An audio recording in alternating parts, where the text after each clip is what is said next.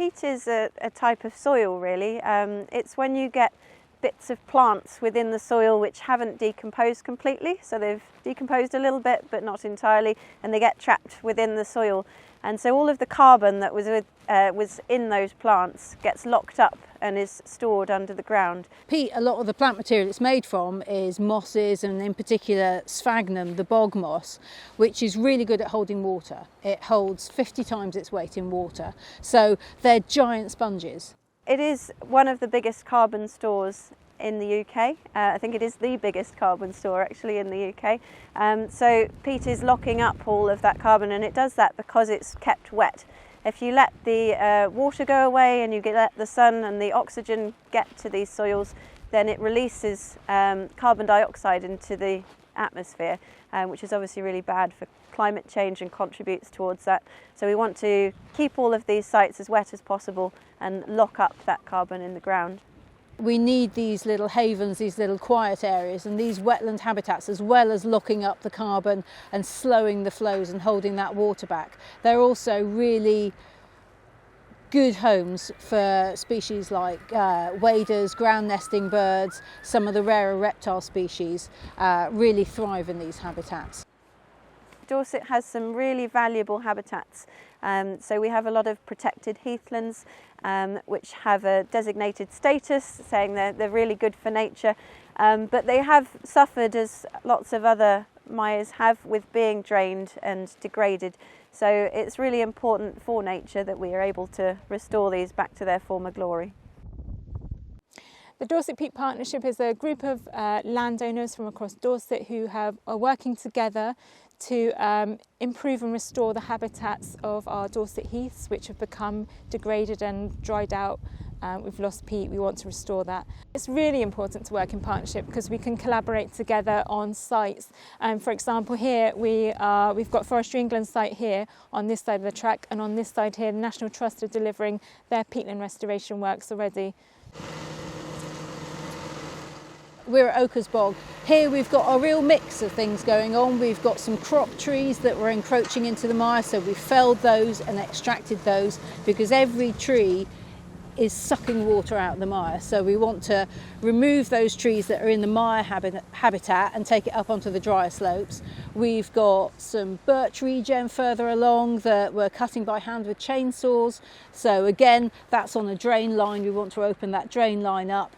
And in the summer months, we'll be looking at ditch blocking, peat plugging. So there's a whole suite of different techniques we'll use.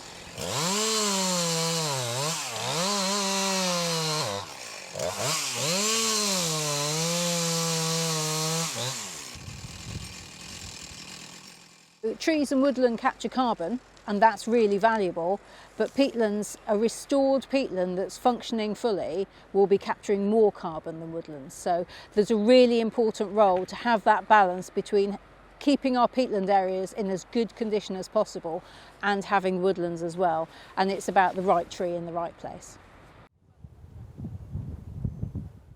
This is Aggleston Mire. So what we're doing here is flailing some of the millennia grasses. So these are these big grasses that you see around me now.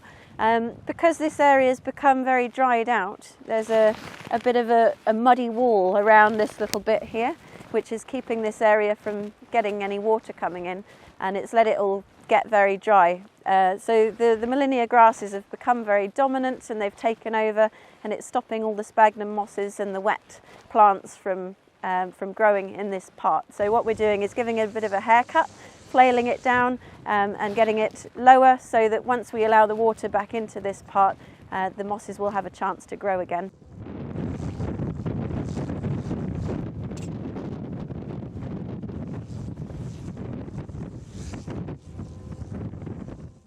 We are trying to really hold water back onto this system by blocking it up. We're putting in heather bales, we've put in some timber dams, structures, and some piling. We've also done some contour bunding, which is utilising the peat in the system to hold back water and keep it here for longer and to stop sort of faster flows going off the site.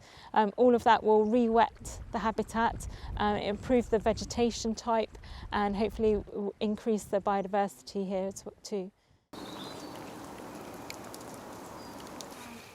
So here we are, we're at Cannon Hill, which is one of the sites in the Dorset Peat Partnership. It's at the very heart of a group called Friends of Uddens and Cannon Hill Woodlands, and they are a volunteering group that have worked here for over 10 years. They're really passionate about their woods and the habitats within them, and they've been really engaged with championing this project. It's a great opportunity to deliver wetland restoration, not just with contractors, but with local people as well. Across Dorset, it's not like some of the upland sites where you've got 400 hectares of solid peat bog. We've got lots of little tiny fragmented bits of peat and quite shallow peat, but that is just as important. In some ways it's more important because they're so vulnerable, and once they're gone forever. So we really felt we're stronger together to work together, and we secured the funding for this bid, and we benefit from sharing expertise and knowledge and understanding and connecting sites together and working at a landscape scale. I think the biggest seller is that it's the biggest carbon storage within the UK. So we talk a lot about other methods of mitigating climate change, but peatland restoration is up there at the top.